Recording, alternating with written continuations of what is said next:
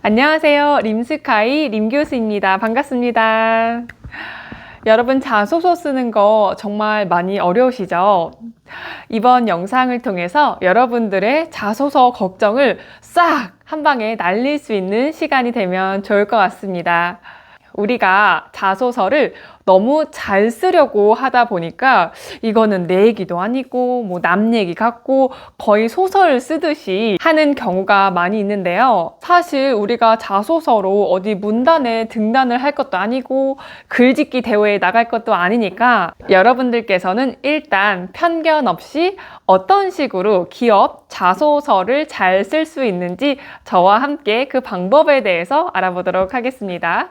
자소서를 쓸 때 가장 명심해야 할 것은요, 읽히기 쉽게 써야 한다라는 것입니다. 이것은 가독성이 좋아야 한다라고 여러분들께서 생각을 하시면 되겠는데요. 깔끔한 문장 구성과 그리고 소제목을 작성을 하시고 문단을 나누어서 작성을 해주시면 되겠습니다. 우리의 자소서를 누가 읽는지를 한번 생각해 보도록 하겠습니다. 일단 첫 번째로는 기업의 인사팀에서 서류 전형 심사를 하면서 우리의 자소서를 읽을 거고요.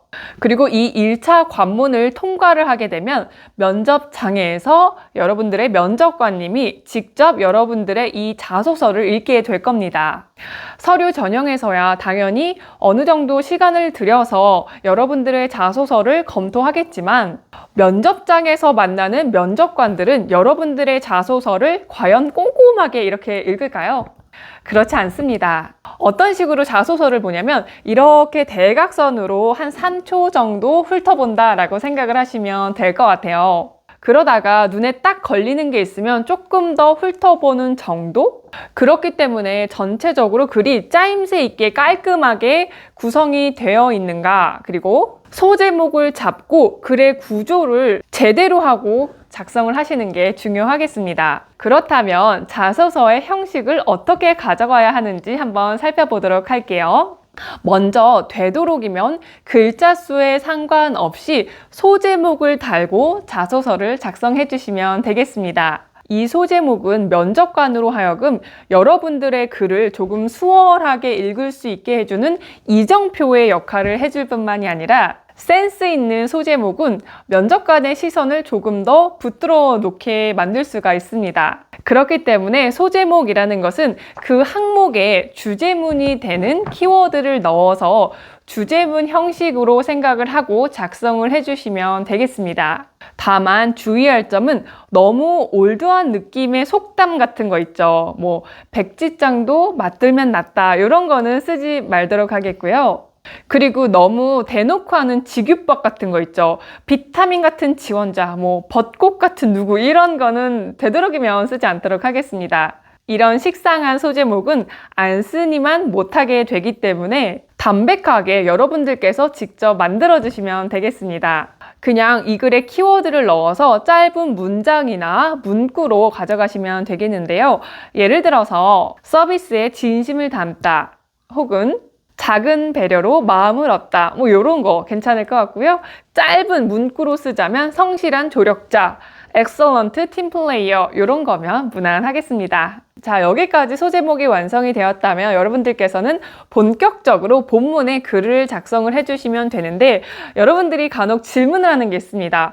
선생님, 그러면 소제목을 가장 먼저 써야 하나요? 아니면 나중에 작성을 해도 괜찮을까요? 라고 많이들 물어보시는데요. 사실 여러분들 소제목 쓰기 진짜 어렵죠.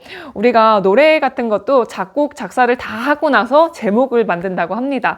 따라서 여러분들께서는 그 소제목에 대한 부담감을 너무 갖지 마시고 글을 다 작성하고 난 다음에 맨 마지막으로 여러분들의 주제어, 즉 키워드를 잡아서 만들어 주시면 되겠습니다.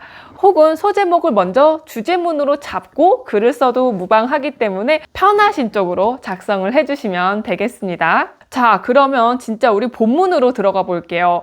여기에서 제가 강조하는 것은 스펙보다 스토리텔링, 이것을 말씀드리겠습니다. 자소서에 반드시 들어가야 할 가장 핵심적인 내용은 뭐냐면 이력서상에서는 보여지지 않는 나의 경험이 되겠습니다. 우리는 이미 이력서에다가 나의 전공, 스펙, 경력사항, 인턴십, 봉사활동 등등등에 대한 내용을 적어 놓았기 때문에 이것을 그대로 자소서에 읊어주는 것은 굉장히 어리석은 행동이 되겠습니다. 자소서에는 반드시 이력서에는 담지 못하는 나의 경험, 즉 나의 스토리를 담아낼 수가 있어야 하겠는데요. 이러한 나의 경험을 스토리텔링 형식으로 엮어 나간다라고 생각을 해주시면 되겠습니다. 자, 여기서 제가 말씀드리는 사례, 즉 스토리텔링이라는 것은 단순히 저는 레스토랑에서 근무하면서 서비스 마인드에 대해서 배웠습니다 라고 말하는 게 아닙니다. 이것은 단순한 팩트인 거지 스토리가 아니죠. 따라서 이것을 조금 더 사례화시켜서 여러분들이 자소서의 내용으로 담을 때는요. 저는 레스토랑에서 근무하면서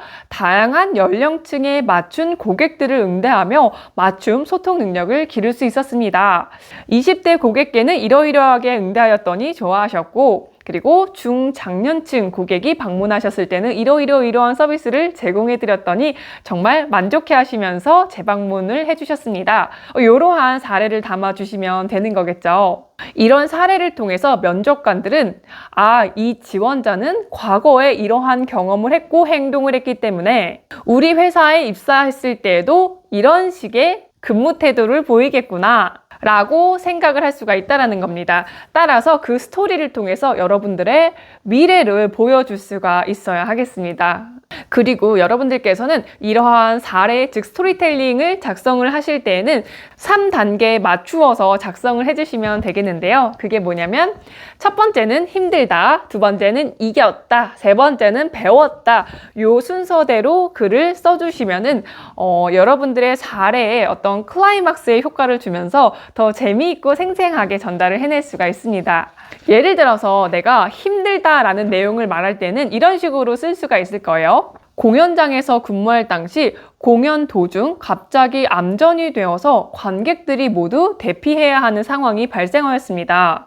자, 힘들다라는 상황은요, 굉장히 짧게 그저 쓰고 바로 넘어가야 됩니다. 이겼다 나오겠습니다. 처음엔 당황했지만 안전교육을 받았던 것을 떠올리면서 침착하게 손전등을 관객들에게 비춰주면서 비상문으로 안내를 도와드렸습니다. 그 결과 누구도 다치지 않고 모두 빠르게 대피할 수 있었습니다.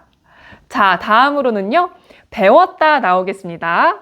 저는 이러한 경험을 통해서 항상 고객의 안전을 최우선시하고 침착한 태도로 고객들에게 신뢰감을 주어야 한다는 것을 깨달았습니다. 이런 식의 3스텝이 있게 되면은 글을 읽을 때 조금 더 재미있게 읽을 수 있고, 그리고 실제 글을 쓸 때는 당연히 글자 수에 맞추어서 3가지 스텝에 맞추어 여러분들의 살을 붙여주시면 될 것 같아요. 한 번 더 스토리텔링에서의 3스텝을 정리해드리자면 힘들다, 이겼다, 배웠다로 나오고, 힘들다에서는 사건에 대한 객관적인 정보를 짧게 주고 넘어가시고요. 그 다음에 이겼다에서는 내가 그 상황에서 어떠한 액션을 취했는지를 정확하게 말씀해 주시고요.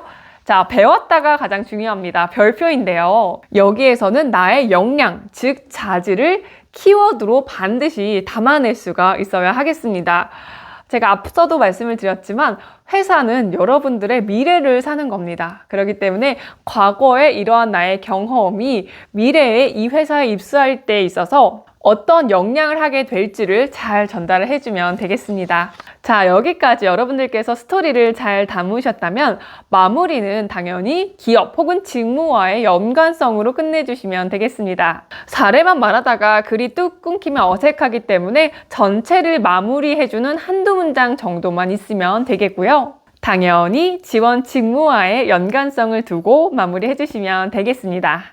우리가 1차 서류 전형에 통과를 해야지만 면접에 보러 갈 수가 있겠죠. 그래서 이 서합률을 높이기 위해서 다방면으로 노력을 해볼 필요가 있을 것 같습니다. 당연히 스펙업을 한다라던가 이력서상에 보여지는 그런 내용들에 대해서 신경을 쓰는 건 당연히 여러분들께서 하셔야 할 몫이고요. 그리고 자소서에서도 여러분들이 이러한 글을 어떤 형식에 맞추어서 그리고 기업에 맞추어서 잘 쓰느냐, 이것도 굉장히 중요한 부분이 될 것 같습니다. 그렇기 때문에 가장 기본적으로 여러분들이 자소서를 쓰기 전에 하셔야 할 거는요. 내가 지원하는 회사에 대한 기업 분석과 그리고 인재상 파악이 되셔야 하겠습니다. 그래서 이것을 토대로 해서 회사와 나와 연결고리가 있는 부분이 있다면 이것을 키워드로 넣고 사례화 시켜서 작성을 해서 자소서를 작성하는 게 중요하겠습니다. 또한 정확한 직무 분석을 통해서 내가 다른 직업이 아닌 왜 이 직업, 객실 승무원에 지원을 했는지를 정확하게 말하고 강점을 어필할 수 있어야 하겠고요. 무엇보다 중요한 건 타 항공사가 아니라 이 항공사인 것에 대해서 이유를 명확하게 밝힐 수 있어야 하겠습니다. 몇 가지 더 덧붙이자면 우리가 자소서를 쓸 때 흔히 하는 실수 중에 하나가 모든 그 항목의 문단의 시작을 저는 이라고 시작을 하는 친구들이 굉장히 많습니다. 자소서는 당연히 나의 이야기이기 때문에 굳이 저는 이렇게 시작을 하지 않아도 된다는 점 꼭 명심해 주세요. 그리고 맞춤법과 띄어쓰기는 기본 중에 기본입니다. 이게 잘 되지 않으면은 서합 확률이 확 줄어듭니다. 그리고 줄임말도 우리가 평소에 너무 많이 쓰다 보니까 간혹 자소서라던가 면접 중에 나도 모르게 나오는 경우가 있는데 알바 이런 말들 많이 쓰시죠. 주의해서 사용해 주시겠습니다. 마지막으로는 한 문장이 너무 길게 장문으로 가다 보면요. 주어와 서술어의 관계가 틀어져서 주술 관계가 맞지 않게 됩니다. 따라서 이럴 경우에는 비문이 많이 생기기 때문에 너무 한 문장을 길게 작성하지 마시고 간결하게 써주시되 글자 수는 되도록이면 90% 이상은 채워서 작성하도록 하겠습니다. 자, 여기까지 이번 영상에서는 자소서 작성법에 대한 전반적인 내용을 다루었습니다. 여러분들의 자소서 부담이 조금은 덜어졌기를 바라고요. 오늘 영상을 보시고 자소서를 써서 서합은 당연하고 꼭 최종 합격까지 하시길 바라는 마음으로 영상 마무리하겠습니다. 좋아요와 구독 눌러주시고 저는 다음 시간에 볼게요. 감사합니다.